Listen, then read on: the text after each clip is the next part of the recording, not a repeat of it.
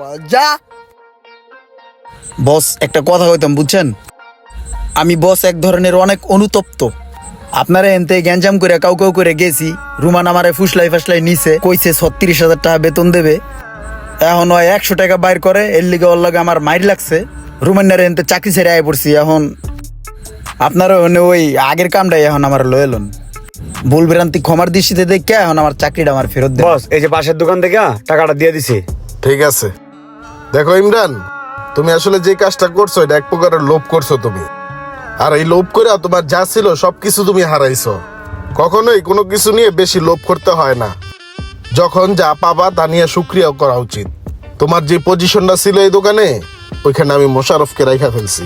একটা কথা আছে না, লোভে পাপ, পাপে মৃত্যু। ইমরানের মতো এমন লোভ করে ধরা কে কে খেয়েছেন অবশ্যই কমেন্ট করে জানাবেন। আর ভিডিওটি ভালো লাগলে অবশ্যই শেয়ার করে দিবেন প্লিজ।